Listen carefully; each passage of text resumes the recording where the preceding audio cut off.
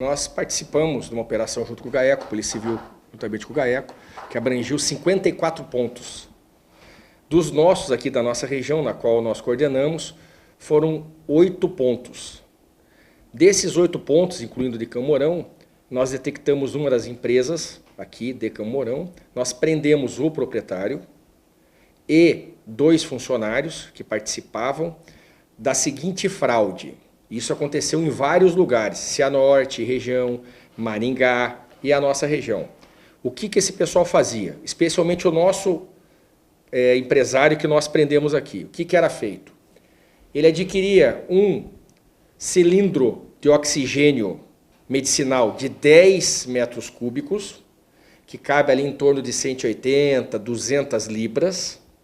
Ele pegava este cilindro maior e repassava, que são aquelas mangueiras que nós aprendemos, o equipamento, ele violava os lacres, tirava o lacre e repassava para cilindros menores de 1 litro cúbico ou de meio litro cúbico, e tem de 3 litros cúbicos e 2 menores. Ele repassava, especialmente por de 1, ele repassava este gás e vendia.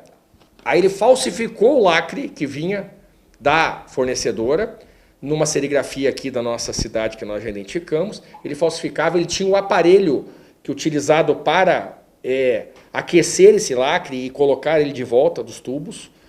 Nós apreendemos milhares de selos lá nessa empresa e o aparelho, inclusive, de selar os selos, assim como o aparelho de transferência do gás desse cilindro maior para o menor. O que era feito? O menor ele vendia para emergências, ambulâncias, enfim, até para pessoas que precisariam em suas casas, no particular, digamos assim, praticamente a custo zero, porque o cilindro ele é tipo eles são repostos, é um refil, aos moldes de um refil, ele passava para esse cilindro menor e vendia o cilindro maior também a preço como se estivesse cheio. Então ele ganhava cerca de, nessa brincadeira aí, ganhava cerca de 40%, vamos imaginar, porque saía nesses cilindros menores de graça e nos cilindros maiores. Além disso, a questão dos cilindros, o cilindro geralmente é verde. O cilindro tem que ser verde, que é onde é usado o oxigênio medicinal.